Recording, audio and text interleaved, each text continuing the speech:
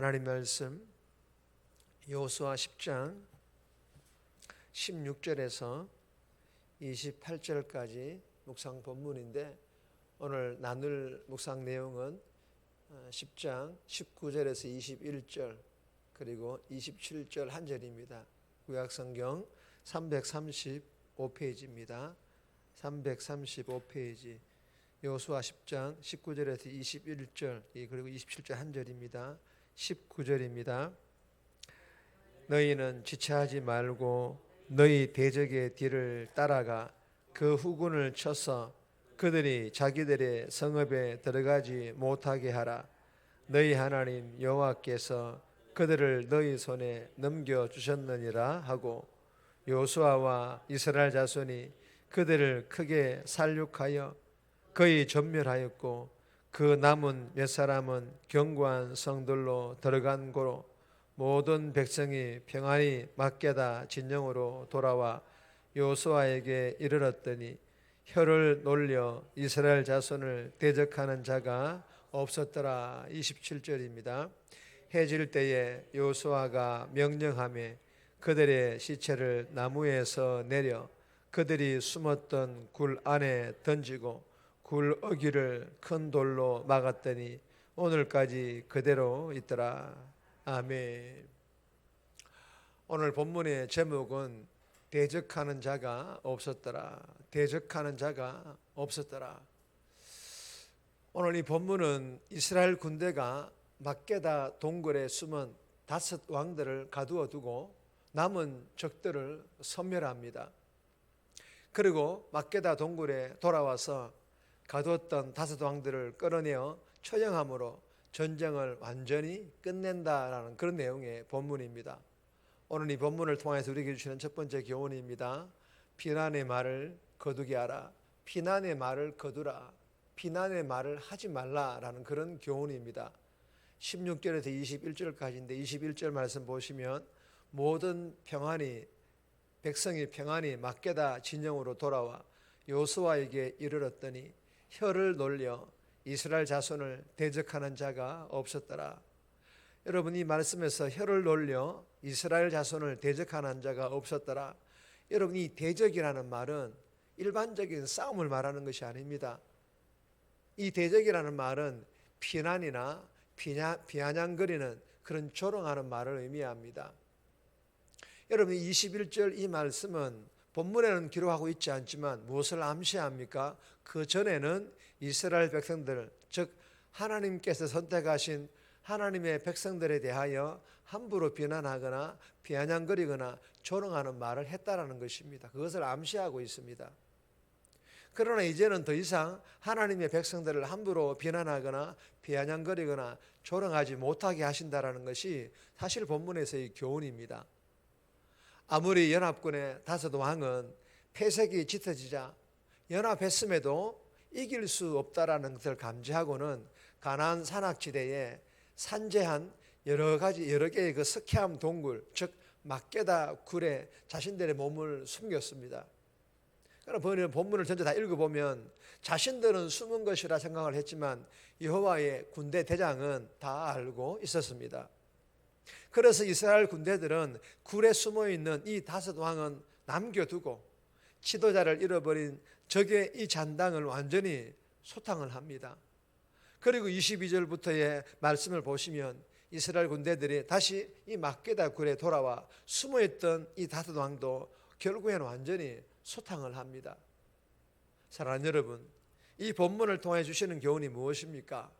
다른 내용보다 21절에 혀를 놀려 이 말씀을 통해 주시는 영적인 교훈입니다. 즉 예수님 피값으로 세워진 하나님의 교회, 즉 이 땅에 세워진 교회들이 불의한 일을 행하는 것과 목회자나 중직이나 성도들의 그 추문 때문에 세상 사람들의 혀, 즉 말로 비난받거나 조롱받거나 그리고 손가락질을 받는 이러한 현상은, 이런 현상이 일어나지 않아야 되는, 이런 현상이 일어난다는 것은 지극히 정상적이지 않는 비정상적인 그런 현상이라는 것입니다. 물론 잘못된 정보나 오해로 인하여 비난받거나 손가락질을 받는 것도 있지만, 그러나 지금의 현실을 보면 안타깝지만 목사나 성도들이 이 잘못으로 인하여 비난의 말을 듣거나 지탄받는 경우들이 생각보다 많다라는 것입니다. 그러므로 주신 교훈을 마음판에 우리가 잘 새겨서 성도인 내가, 중직인 내가, 목회자인 내가 이 새벽에 철저히 돌아보아서 세상 사람들로부터 비난받을 만한, 손가락질 받을 만한 불의한 일을 했다면, 잘못된 행동들을 했다면, 교회가 교회답지 못했다면 철저히 회개함으로 돌이켜 더러운 것들을 다 버리고 거룩함으로 회복하여 이제부터는 옳은 것, 즉 하나님 말씀대로 하라는 것 하고 하지 말라라는 것 하지 않으므로, 즉 경외하는 믿음의 삶을 살아가므로 비난과 비아냥이 사라지고 손가락이 거두어지는, 즉 빛 대신 예수님을 드러내는 이 땅의 교회로, 복음 대신 예수님을 자랑하는 그런 교회로 변화되어져 갈 수 있기를 주님의 이름으로 축복합니다. 두 번째 주시는 교훈입니다. 처음부터 마지막까지 최선을 다하라. 처음부터 마지막까지 최선을 다할 것을 우리에게 교훈합니다.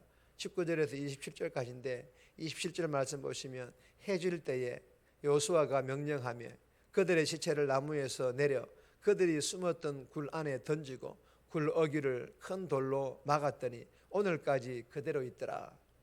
여러분, 이 본문을 보면 동굴에 들어간 5 왕을 가둔 것으로 전쟁이 끝났다고 할 수 있습니다.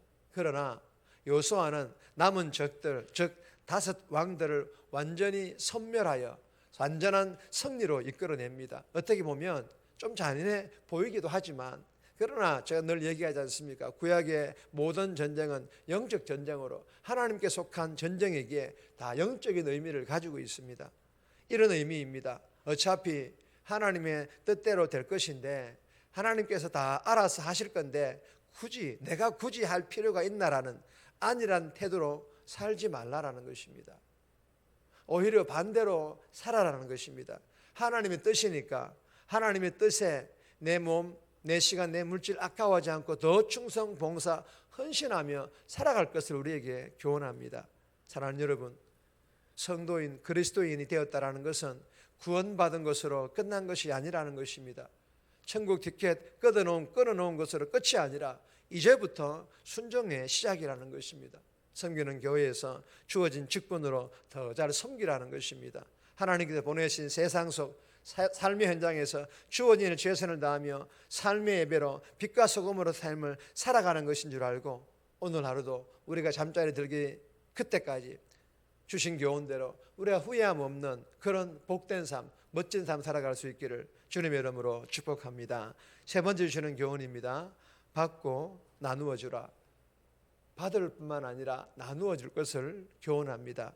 19절, 24절에서 25절 말씀인데 말씀은 따로 읽지 않겠습니다. 여러분, 여호수아는 하나님께로부터 받은 명령과 격려 그리고 약속을 백성들에게 전달합니다. 그리고 19절에서 여호와께서 그들을 너희 손에 넘겨주셨다는 이 하나님의 약속은 이번 전투를 시작할 때 두려워하지 말며 놀라지 말고 강하고 담대하라는 하나님의 격려이며, 이스라엘을 통솔하기 시작할 때 하나님께서 여호수아에게 약속하신 그런 말씀입니다. 여러분, 하나님의 나라, 여러분 하나님 나라의 영적 공동체의 지도자는요, 하나님께로부터 받은 하나님의 말씀과 하나님의 마음을 전하는 사람입니다. 나는 목사로, 또한 나는 중직으로서 먼저 믿은 성도로서 성도나 사가족들에게 무엇을 전하고 무엇을 나누어 주고 있습니까?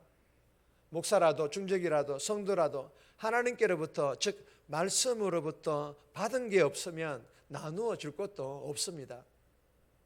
그러므로 내가 먼저 말씀으로부터 은혜와 사랑과 하나님의 마음을 풍성히 받아 성도들에게, 사가족들에게, 오늘 삶에서 만나는 사람들에게 풍성히 나누어 줄 수 있는 그런 복된 삶 살아갈 수 있기를 주님의 이름으로 축복합니다. 네 번째 주시는 교훈은 정말 있습니다. 십자가는 승리, 십자가는 승리임을 우리에게 교훈합니다. 24절에서 25절까지인데 개인적으로 묵상하시기를 바랍니다. 정리합니다. 교회와 성도가 세상 사람들로부터 비난의 말과 손가락질 받을 만한 그런 일을 했다면 철저히 회개하고 말씀에 순종하여 빛 대신 예수님을 드러내는 그런 성도와 교회로 변화되어지게 해달라고, 구원받은 성도다운 삶이란 하나님께 주신 오늘 하루의 시작이 지금임을 알고 지금부터 오늘 하루 마무리하는 그 시간까지 후회함 없는 그런 순종하는 삶 살아가게 해달라고 이 새벽에 기도하며 오늘 하루도 살아갈 수 있기를 주님의 이름으로 부탁드립니다.